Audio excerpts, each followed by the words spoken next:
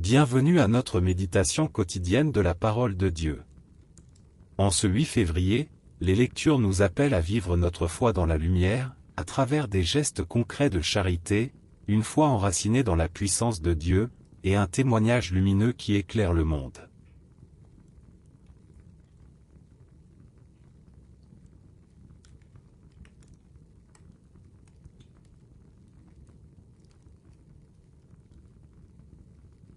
Première lecture. Lecture du livre du prophète Isaïe. Ainsi parle le Seigneur. Partage ton pain avec celui qui a faim, accueille chez toi les pauvres sans abri, couvre celui que tu verras sans vêtements. Ne te dérobe pas à ton semblable. Alors ta lumière jaillira comme l'aurore, et tes forces reviendront vite. Devant toi marchera ta justice, et la gloire du Seigneur fermera la marche. Alors, si tu appelles, le Seigneur répondra. Si tu cries, il dira, me voici. Si tu fais disparaître de chez toi le joug, le geste accusateur, la parole malfaisante, si tu donnes à celui qui a faim ce que toi, tu désires, et si tu combles les désirs du malheureux, ta lumière se lèvera dans les ténèbres. Et ton obscurité sera lumière de midi. Parole du Seigneur.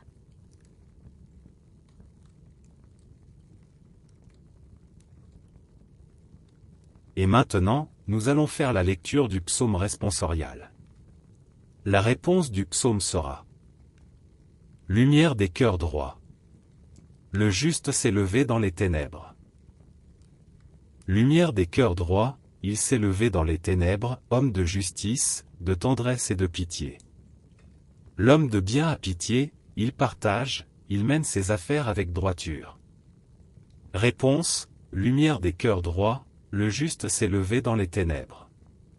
Cet homme jamais ne tombera, toujours on fera mémoire du juste. Il ne craint pas l'annonce d'un malheur, le cœur ferme, il s'appuie sur le Seigneur. Réponse: lumière des cœurs droits, le juste s'est levé dans les ténèbres. Son cœur est confiant, il ne craint pas. À pleine main, il donne aux pauvres, à jamais se maintiendra sa justice. Sa puissance grandira, et sa gloire.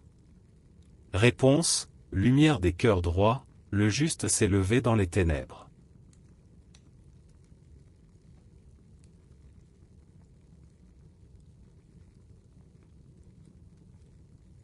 Deuxième lecture. Lecture de la première lettre de Saint Paul apôtre aux Corinthiens. Frères, quand je suis venu chez vous, je ne suis pas venu vous annoncer le mystère de Dieu avec le prestige du langage ou de la sagesse. Parmi vous, je n'ai rien voulu connaître d'autre que Jésus-Christ, ce Messie crucifié. Et c'est dans la faiblesse, craintif et tout tremblant, que je me suis présenté à vous. Mon langage, ma proclamation de l'Évangile, n'avait rien d'un langage de sagesse qui veut convaincre, mais c'est l'Esprit et sa puissance qui se manifestaient. Pour que votre foi repose, non pas sur la sagesse des hommes, mais sur la puissance de Dieu. Parole du Seigneur.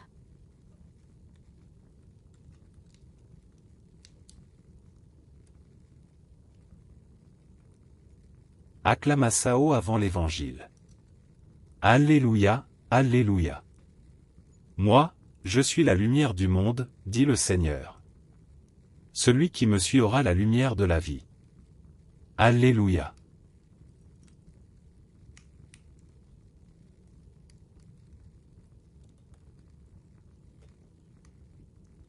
Évangile de Jésus-Christ selon saint Matthieu. En ce temps-là, Jésus disait à ses disciples, « Vous êtes le sel de la terre. Mais si le sel devient fade, comment lui rendre de la saveur? Il ne vaut plus rien, on le jette dehors et il est piétiné par les gens. Vous êtes la lumière du monde.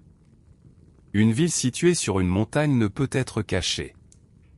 Et l'on n'allume pas une lampe pour la mettre sous le boisseau, on la met sur le lampadaire, et elle brille pour tous ceux qui sont dans la maison. De même, que votre lumière brille devant les hommes, alors, voyant ce que vous faites de bien, ils rendront gloire à votre Père qui est aux cieux. Acclamons la parole de Dieu.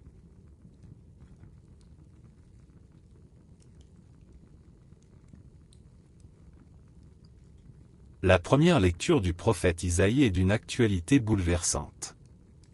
Elle nous rappelle que la vraie religion ne se limite pas aux rites ou aux paroles, mais se manifeste dans l'amour concret, partager son pain, accueillir l'étranger, vêtir celui qui a froid, cesser les jugements et les paroles blessantes. Quand nous vivons ainsi, dit le Seigneur, ta lumière jaillira comme l'aurore. C'est une promesse magnifique, la lumière de Dieu ne vient pas d'un ciel lointain, mais elle naît dans nos gestes d'amour. Elle se lève dans nos ténèbres quand nous devenons lumière pour les autres. Le psaume chante cette lumière du juste, il ne craint pas, il donne, il agit avec droiture. Sa justice demeure à jamais.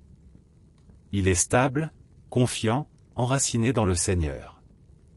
Saint Paul, dans sa lettre aux Corinthiens, nous rappelle que la foi ne repose pas sur des discours savants, mais sur la puissance de Dieu. Lui-même, pourtant grand intellectuel, choisit de ne prêcher que le Christ crucifié. Il s'est présenté dans la faiblesse, pour que la foi des croyants ne repose pas sur lui, mais sur Dieu. Enfin, l'Évangile nous offre les paroles lumineuses de Jésus, vous êtes la lumière du monde. Ce n'est pas une option, c'est une identité. Nous sommes appelés à briller, non pour nous-mêmes, mais pour que les autres voient nos œuvres bonnes et rendent gloire à Dieu. Être lumière, c'est vivre de manière cohérente, c'est aimer, servir, pardonner, consoler, encourager. C'est refuser de cacher notre foi, mais la vivre avec simplicité et vérité. Aujourd'hui, la parole nous invite à allumer cette lumière, à la nourrir par la prière, la charité et la fidélité, pour qu'elle éclaire notre monde.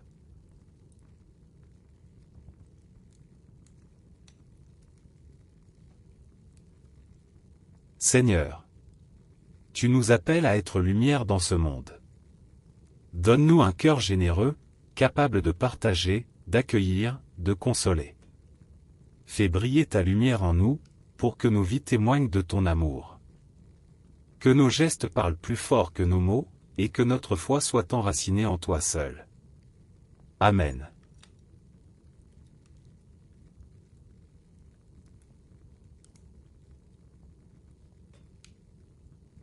Que le Seigneur vous bénisse et vous garde.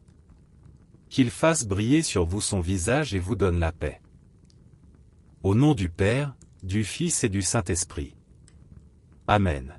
Merci d'avoir prié avec nous aujourd'hui. Abonnez-vous à cette chaîne pour continuer à marcher chaque jour avec la parole de Dieu.